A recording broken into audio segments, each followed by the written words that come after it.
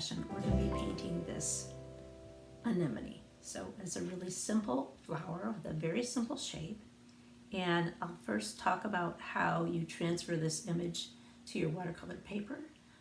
But please don't be intimidated by it.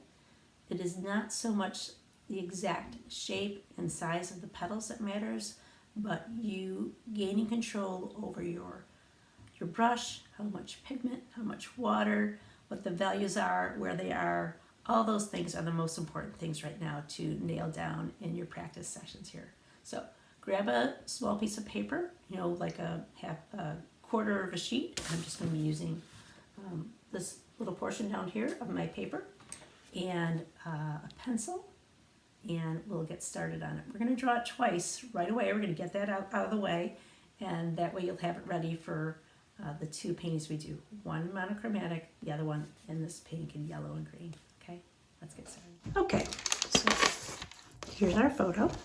This is an old photo of mine. I don't even know which direction I want it to go in. I think I'm just going to have it go like this. And I have with me, so I've used this photo, as you can tell, many times. It's been drawn on, etc. But I have with me here just a piece of tracing paper. And that is what I'm going to recommend to you for getting this onto your watercolor paper.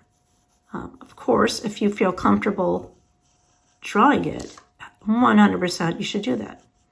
But if you are at all intimidated by drawing this flower, I do not want that to stop you from doing this painting, okay? And you can even tell how I'm doing this. I'm not doing it exactly. I am using even that tracing just as a reference here. I don't want it to be exactly like the photo, so I'm just using that to start with. So there I have this little tracing. So now what am I supposed to do with that? Well, it's pretty simple, really. And actually it looks like I can get two of those on right there. I'm going to flip this over, and I'm going to use this side of my pencil, and I'm going to really apply some heavy pressure here and cover that whole area. Okay. Now I'm going to come back to my watercolor paper, and that graphite that I put on the back is going to act like, well, if you're old enough to remember, it's going to act like carbon paper, basically. So I'm going to now trace this again.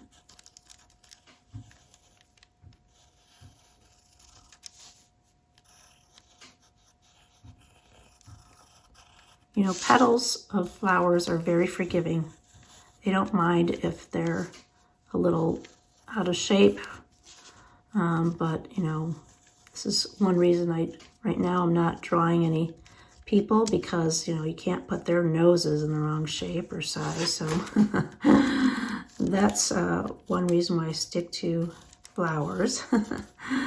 No, but no, really, it makes it a lot easier to work with something like doing a flower, because it's so simple to just do that. And I'm going to reapply a little bit more, because I'm going to do it one more time, and I want to make sure I have enough graphite on the back here. It makes it so simple, to take the stress out, not worry that it's not going to be perfect. Flower petals vary, but still, this is a way to get it a little more accurate.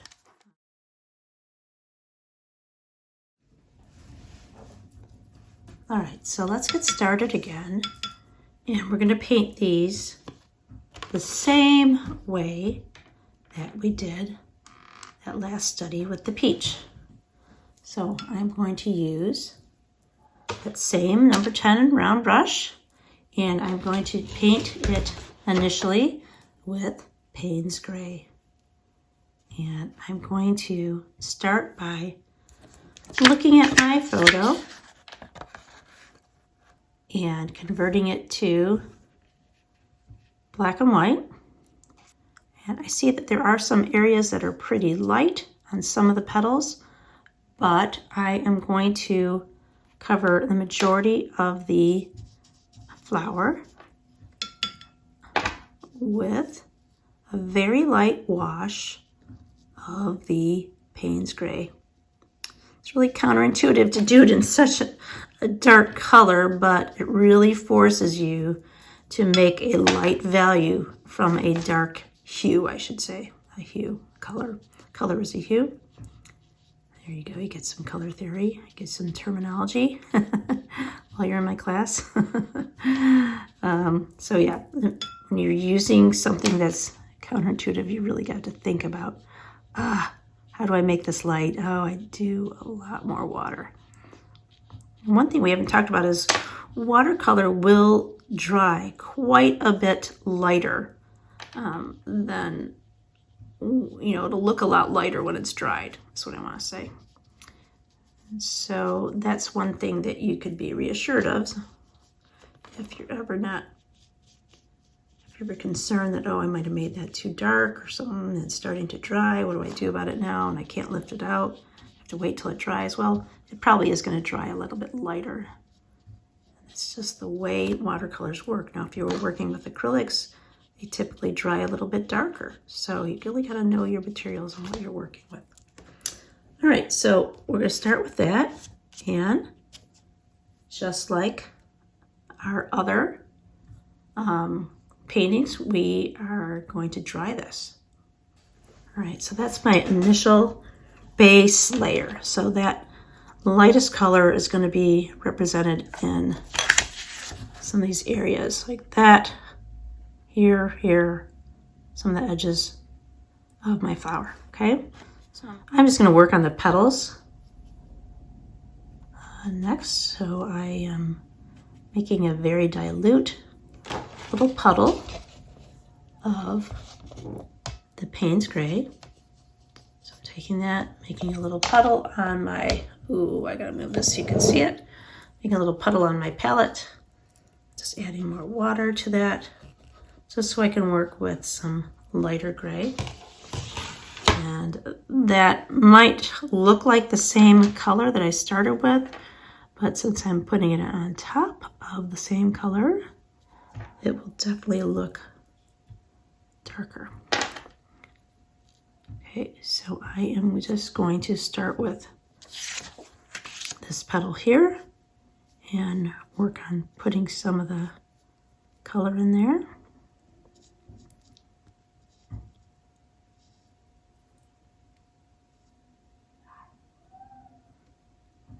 Okay. And then similarly, like we did with the peach, I'm going to blot off my brush on my rag. I'm going to do a little bit of blending. And I'm going to blend a little bit of this one too.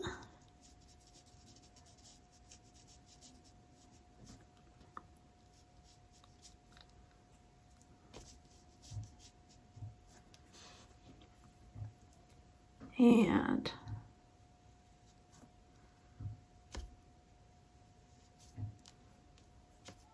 now I'm trying to use a thirsty brush to sort of pull out some of that color in the middle. Okay, let's move on to the next petal.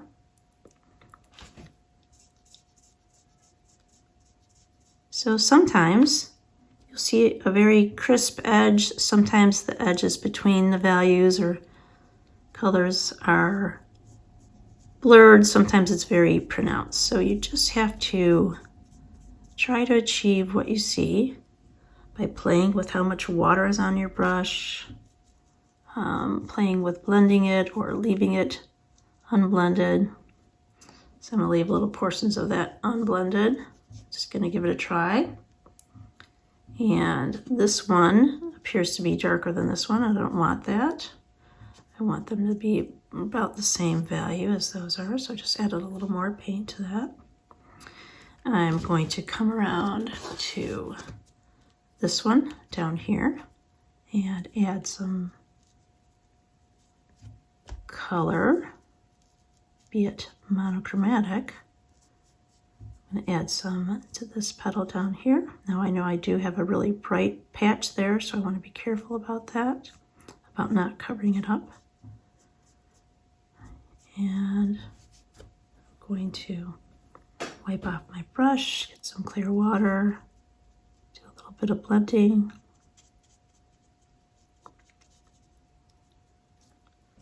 And come on over to this petal over here. This one has a big shadow on it from this petal. So this petal is casting a shadow on this one. So that's kind of all I'm going to put in. And there's a little shadow on this side too. Well, that's kind of nice. So that's why it's important to have had that base layer. Oh, I'm sorry, that's off screen. So this petal is casting a shadow on this one, so that I put that in here. And same with this little shadow on this one here. And I was saying I'm glad I had that base layer on that whole petal, because that way I could distinguish these shadows on it. Okay, looks like we have one more to do up here. And for that one, that petal, there's a lot of shadow on it. Not too many highlighted areas, maybe just the edges. So I'm just going to fill that one in. Okay. Not perfect, but I'm getting a sense of some shape with it. Okay. All right. So now I'm going to go into the center, and I am going to actually make my center a little bit of a darker value than the photo suggests. And the reason I want to do that is because I want to emphasize, that it is sort of sticking out. I want to make it a little bit more pronounced. I guess it's my artistic license with this project. Okay, and this doesn't look like much yet, but I always say that sometimes my paintings go through an adolescent phase. So you gotta be patient and wait for things to develop. I'm going to go over here to my stem. I'm going to go ahead and just draw some of the little leaves that I see. And those are just, I'm going to do that in a darker paint. And I'm going to just really roughly wipe my brush off there and cleaning my brush off and blending some of this out. Just want that to be sort of a thing on the side. And right now I feel like it's a little bit too prominent, so I'm going to dab the whole thing so it's a little bit lighter. Okay. All right. So I am now going to switch to a smaller round brush. So this is the first time we've done that with this class so far. This is the number 2 brush. Now this is just a really inexpensive brush. This is made by Creative Mark. Got it so long ago, I don't even know where I got it from, but it has a nice fine point on it. It's been very reliable for me. And I am going to use it to just do some really small detail work within each petal. So you might notice that some of these petals have maybe some little veining in them. And I'm going to put that in with this brush by, remember that really light touch that we practiced early on when we first were talking about our supplies. It's a really, really light touch.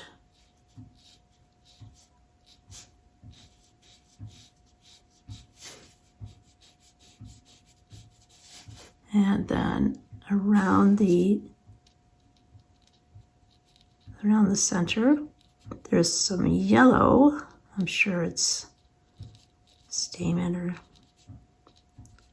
something very important in the center.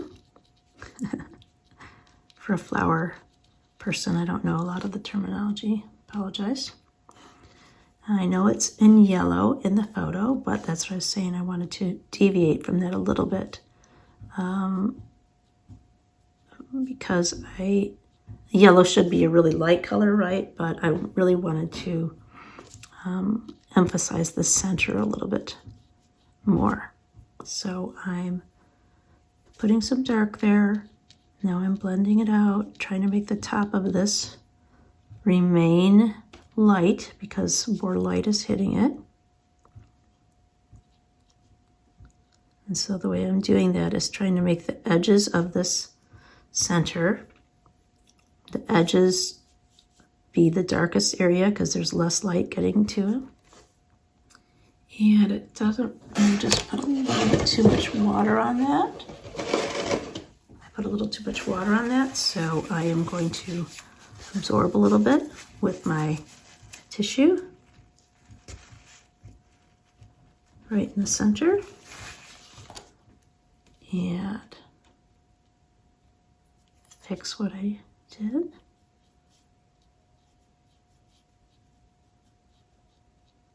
Okay.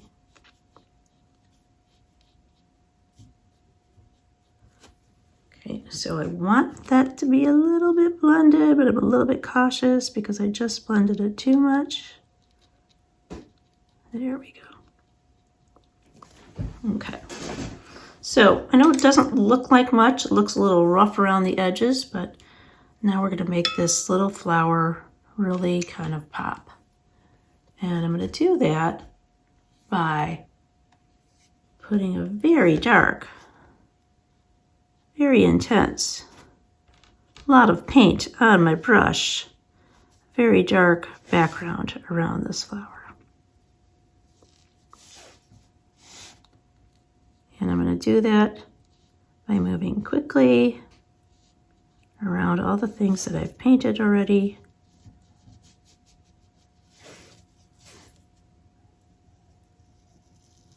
And I must emphasize that you do want to do this quite quickly because this staining color that we've talked about already with Payne's Gray will make for some really weird marks and weird dried edges if you don't move it along quickly. I just think you'll be happier with it if you do go fast. Take my word from it, I guess is what I'm saying with my experience. Okay.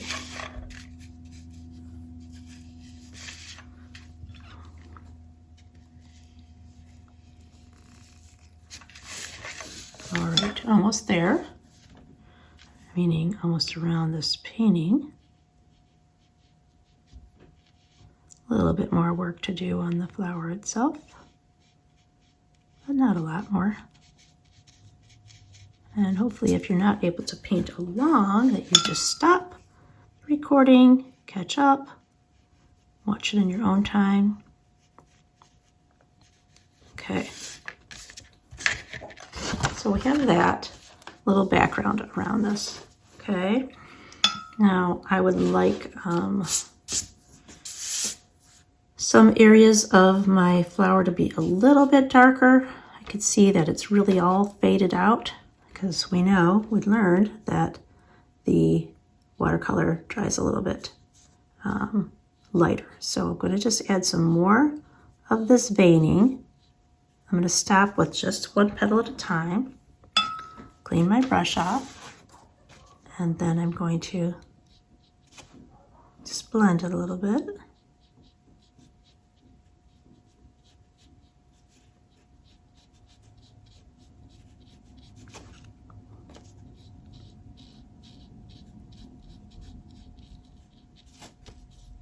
take some of that paint, put it over these other petals.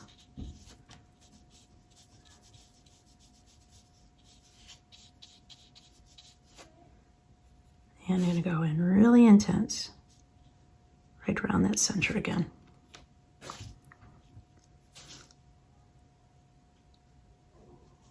I might make a little more distinctions between the petals so that there's more shadows between them. Okay. And again, not the fanciest painting, but I wanted to show you the importance of getting one color in there to think about the values and move on from there. All right, so now let's approach this same flower, same drawing. Really clean off your brush because you want to get that paint spray out of there. Really doing this again and doing it with some proper colors. So I am going to use the Alizarin Crimson, and I'm going to dilute it really lightly because it makes a beautiful pink. Okay.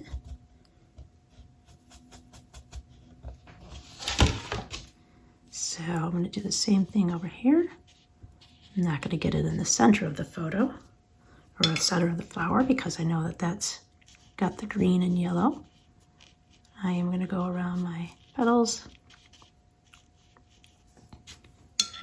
with a lot of water on my brush. Drying it off on my rag as needed. If I have too much water or too much pigment, too much color, don't want it to be too dark.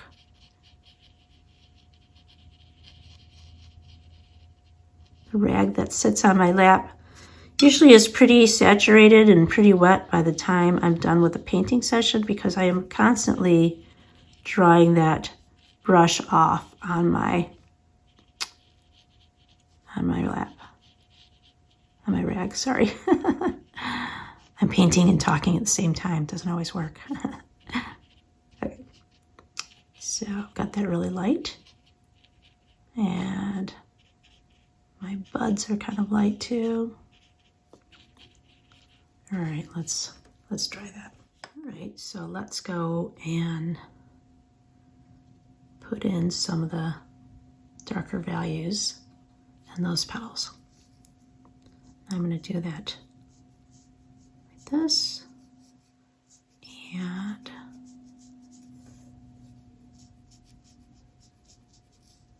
I'm going to stop right there and do some blending.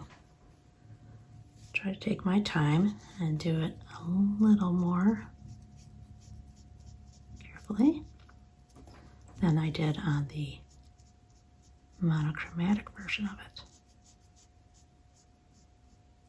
I wanted to do that one quickly to get the point across, but I don't want to sacrifice a good painting just to show you something. We can make this a good painting. Okay, so there's one layer. And I like to, even though I threw out the rule on this one, I like to not paint petals that are right next to each other because sometimes you get bleeding across the petals. And I don't want that. So one rule that we already talked about with watercolor is that it always dries lighter. Another rule is that wherever the paper is wet, your watercolor will go to that and flow to it and just mess you up if you're not careful. So if I try to be really careful with a certain, maybe I'm putting a really dark shadow in this petal right here. If I touched any of the wet of this petal, all that dark paint would go right into there. It would just flow. So you have to really think about where you're putting your paint and what's next to it, what's happening in that petal. I'm going to add a little more color while these are wet. I I just went in with a little more intense color.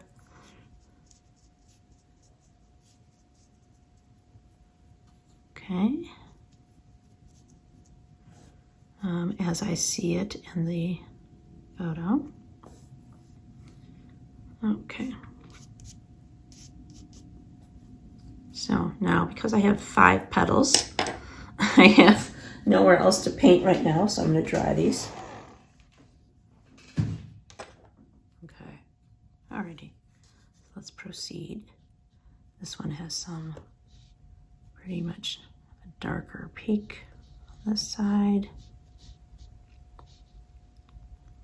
And some lines of pink in here. And then a really dark shadow here.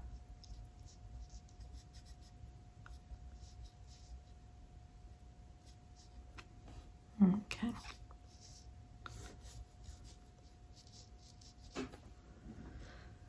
Looks too dark, I know, but I'm blotting off my brush. Going to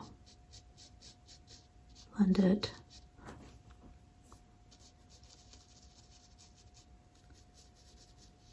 Okay, so one thing I'm seeing on that first petal, and I want to point it out to you because this is something that people might get frustrated with.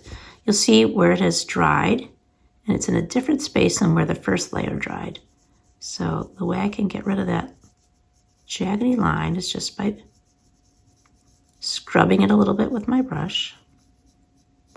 And those 2 lines kind of blend together a little bit better.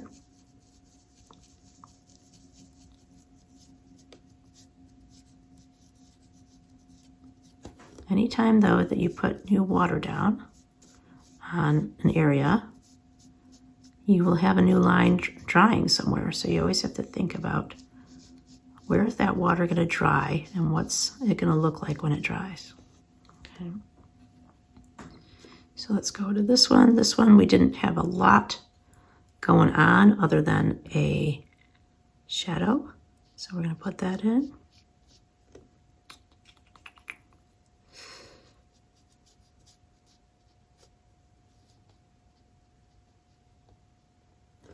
And a little shadow on this side too.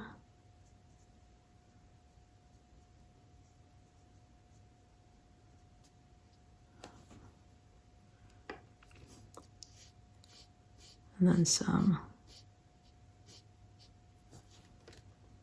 stripes in there. Veining, I guess it is. And this one has some shadow on it also. This one is tucked away as well. And not so much on the side of it, but we'll add a little bit. Cleaning off my brush and blending out some of this side. Okay.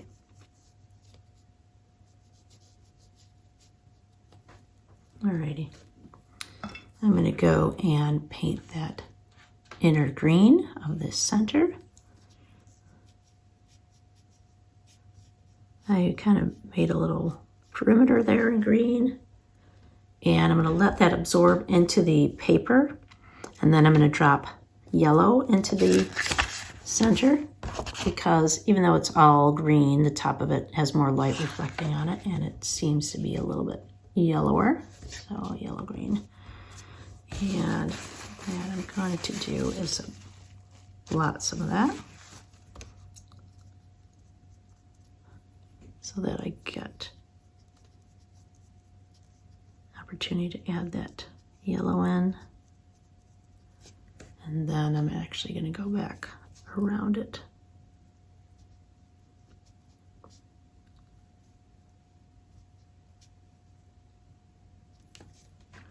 Okay. And the area that remains is that little filigree area around the center without the stamen. So I am going to add those with a small brush.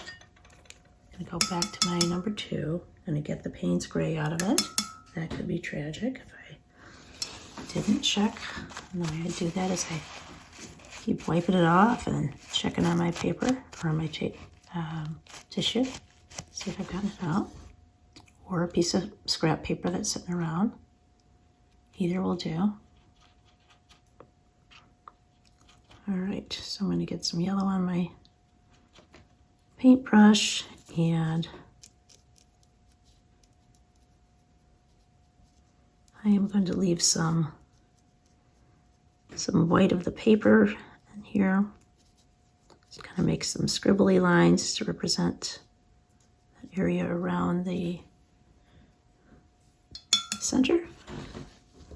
I'm going to use this to do a little bit of work on these buds, but I'm not going to make a big emphasis on them. In fact, I'm going to dilute those, what I'm adding right now, because it seems a little bit too bright. But I will just wipe that paint off my brush, and let's grab the bigger brush. Wipe that green off, or any other color that's on there, and just blend this a little bit. Like I said, I don't want these to be the emphasis.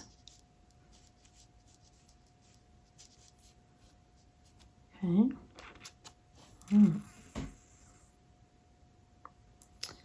And with something like this, I would probably put in a background that was suggestive of what is growing around this flower. So maybe there's leaves, maybe there's other blossoms. So maybe there's other pink areas, maybe there's a little bit of blue sky, something like that. So I'm gonna go around this with a really wet brush. And now I'm gonna introduce something new to you. I am going to have this area that has this sap green in it. And I'm gonna grab some of my ultramarine blue, and I'm just gonna drop that in, just to suggest some, blue sky in some areas. Maybe I'll continue my background with some of the blue now, but it's been blended in, so it's not a totally new color. Okay. And let's see.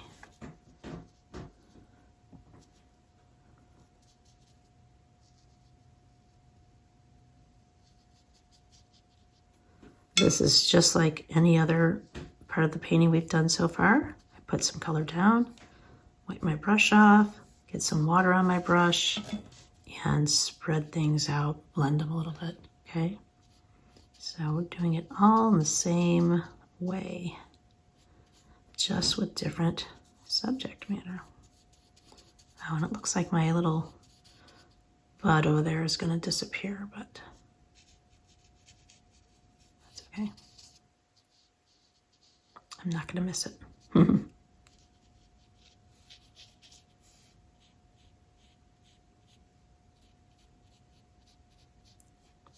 Okay. So there's our flower. I feel like I need to go back to my bud a little bit more, just like I did the other one, and just make a little bit more definition in some of them. A little bit darker shadows, maybe.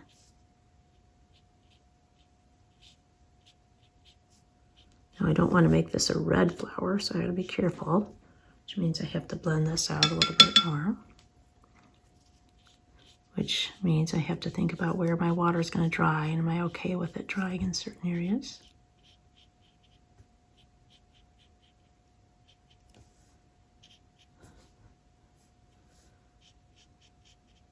Oh, see, my red just touched the green. I told you wherever watercolor is, wherever it can go somewhere wet, it will, and it'll spread. And I think actually it would be a good idea to have some pink in the background of this, because it might suggest other blossoms that are happening. If you took a photo and part of it's in focus and part of it's blurry, like that. Something like that would work out really well. Okay, so those are our two flowers. One in the monochromatic, one in color. And I hope that was helpful to you. We're going to move on from here next. So we're going to paint some leaves and trees, and then we'll do a little bit of skies and some landscapes. So a lot of things to cover. I don't expect you to be an expert at all of these things. I expect you to just have some material that you could practice. So I will have all the reference photos that I use. Those will be available for you, and you'll be able to practice and practice and practice. So thank you.